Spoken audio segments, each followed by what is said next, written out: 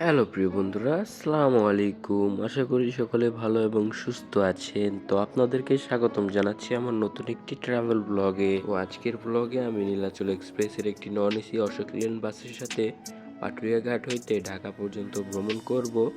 রাস্তায় ঘটে যাওয়া খুঁটিনাটি তথ্য, গাড়ি সম্পর্কিত তথ্য এবং নীলাচল এক্সপ্রেসের যে নতুন সার্ভিসটি শুরু করছে তা নিয়ে সকল প্রকার তথ্য নিয়ে থাকছে এই ভিডিওটি।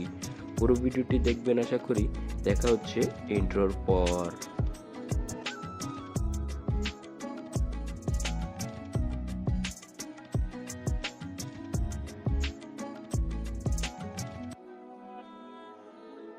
তো বর্তমানে আমরা অবস্থান করতেছি পাটুরিয়া লঞ্চ ঘাটে অবস্থিত নীলাচল এক্সপ্রেসের কাউন্টারে। তো ইনি হচ্ছেন বাসটির ড্রাইভার সাহেব।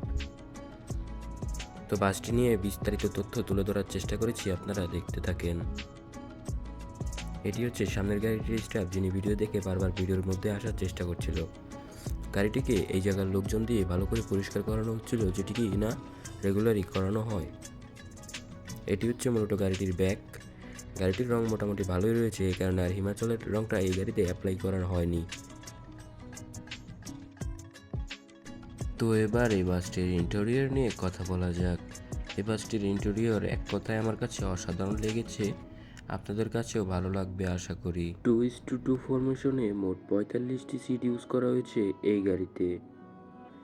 এই গাড়িটি আগে উত্তরবঙ্গে চলাচল করত, এখন বর্তমানে নীলাচল এক্সপ্রেসের বহরে চলাচল করতেছে। গাড়িটির বডি মোটামুটি আমার মনে হয় পুরাতন, তবে সিটগুলো বেশ আরামদায়ক এবং গাড়িটি হচ্ছে অশোক লেল্যান্ড 1616 আইএল। তো এটি হচ্ছে বাসটির ফ্রন্টটি এক কথায় আমার কাছে অসাধারণ লেগেছে, আপনাদের কাছেও ভালো লাগবে আশা করি।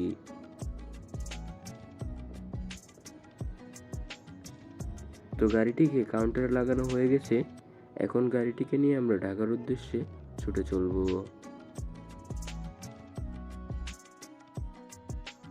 কাউন্টারের টাইম শেষ হয়ে যাওয়ার কারণে আমরা ধীরে ধীরে ঢাকার উদ্দেশ্যে ছুটে যাচ্ছি। তো আমি বেশি কথা বলবো না, আপনারা রাস্তার ভিউগুলো এনজয় করতে থাকেন।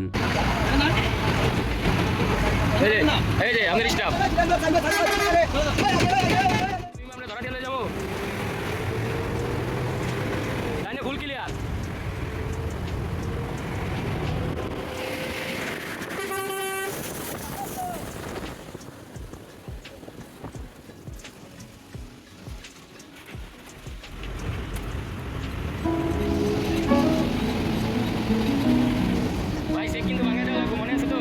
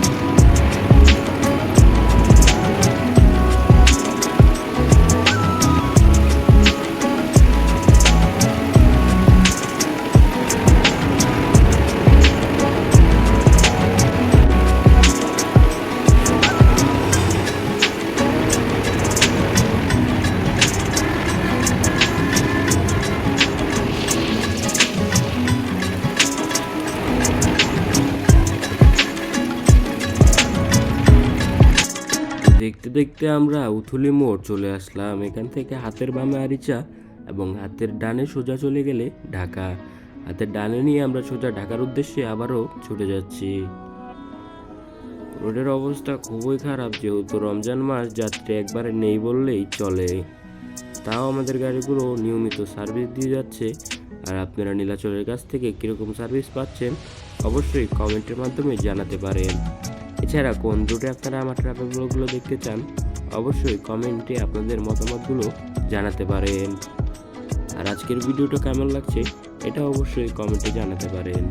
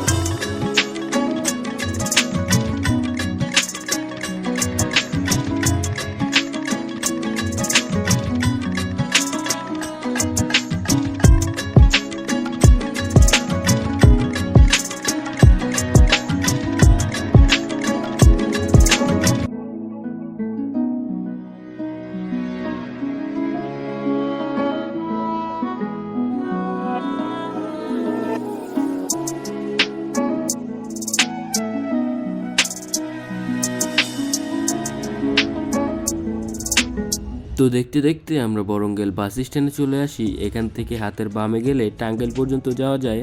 হাতের বামে হচ্ছে ঘেউর উপজেলা। তো আমাদেরকে দেখে আমাদের সামনের গাড়িটি চলে যায়। এটাই হচ্ছে এই জায়গার নিয়ম, পিছের গাড়ি আসলে সামনের গাড়ি চলে যেতে হবে।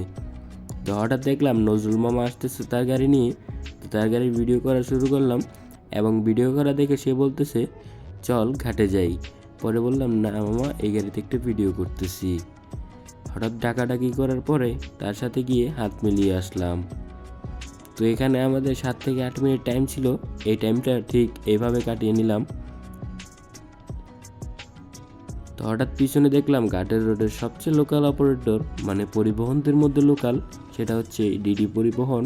বর্তমানে তাদের সার্ভিস কিন্তু নীলাচল এক্সপ্রেসের থেকেও কিন্তু বহুত খারাপ হয়ে গেছে। কারণ আমরা যেখানে 150 টাকা করে গাবতলি টানি সেখানে ওনারা 100 টাকা করে গাবতলি টানতেছে। তো আমরা বরঙ্গেল থেকে যাত্রী উঠিয়ে আবারও ঢাকার উদ্দেশ্যে রওনা দিলাম।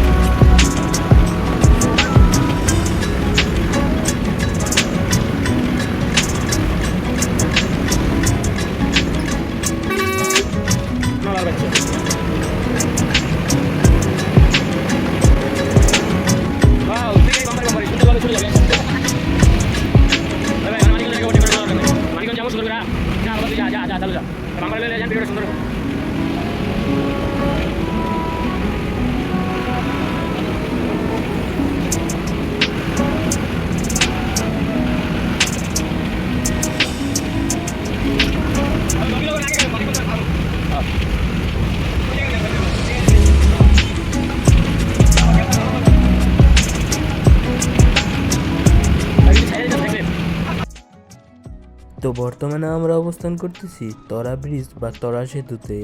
এই এলাকাটার নাম হচ্ছে তরা।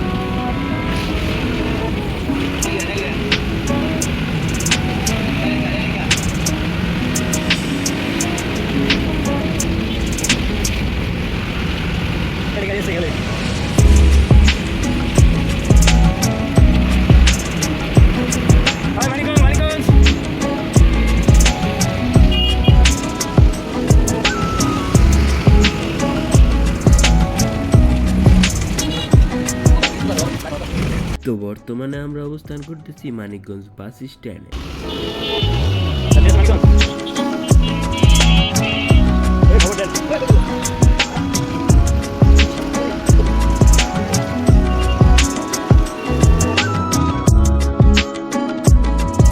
তো এটা হচ্ছে মূলত মানিকগঞ্জ বাস টার্মিনাল। এখান থেকে যাত্রী নিয়ে আমাদের গাড়িটি আবারও ঢাকার উদ্দেশ্যে ছুটে যাচ্ছে।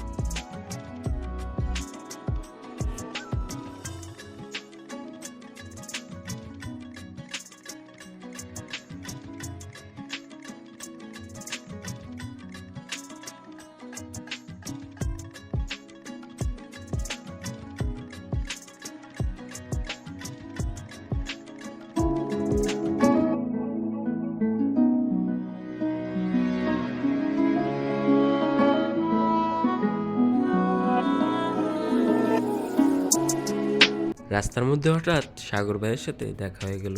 সাগর ভাই আমাদেরকে বেশ ভয় পাইয়ে দিয়েছিল, তবে আমাদের ড্রাইভারে কিন্তু কম না, সেও কিন্তু মাথাটা হালকা ডাইনে নিয়েছিল। তো এইভাবেই ছুটে যাচ্ছি আমরা ঢাকার উদ্দেশ্যে। ভিডিওটা কেমন লাগছে অবশ্যই কমেন্টের মাধ্যমে জানাতে পারেন।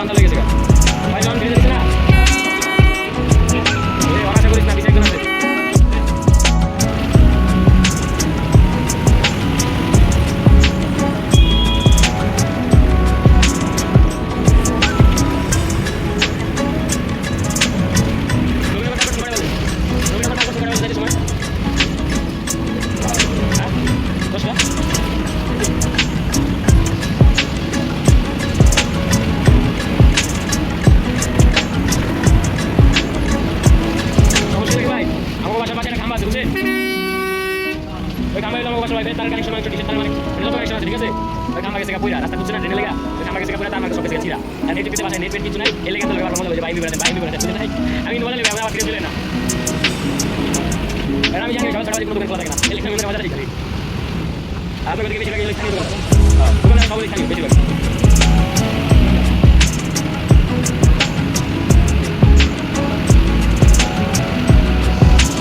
তো পুরো রাস্তা কিন্তু আমি হৃদয় ভাই ড্রাইভিং স্টাইল দেখছিলাম। তিনি বেশ রিল্যাক্সে গাড়ি চালায়, কারোর সাথে কোনো পারাপারি দাপাদাপি না করে সে তার নিজের গতিতে গাড়ি চালিয়ে যায়। তার ড্রাইভিং স্টাইলটা আপনাদের কেমন লেগেছে অবশ্যই কমেন্টে জানাতে পারেন। ঠিক আছে, সবাই ঠিক আছে, সবাই ঠিক আছে।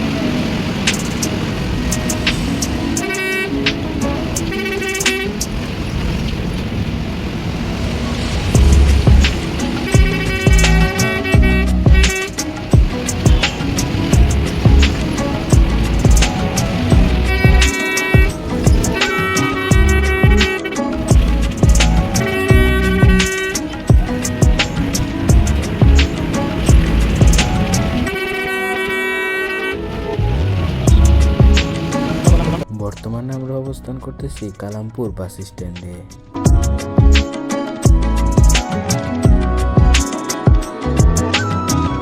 চলার পথে দেখা গেল সেলফি পরিবহনের সাথে, মানে লোকাল পরিবহনের সাথে।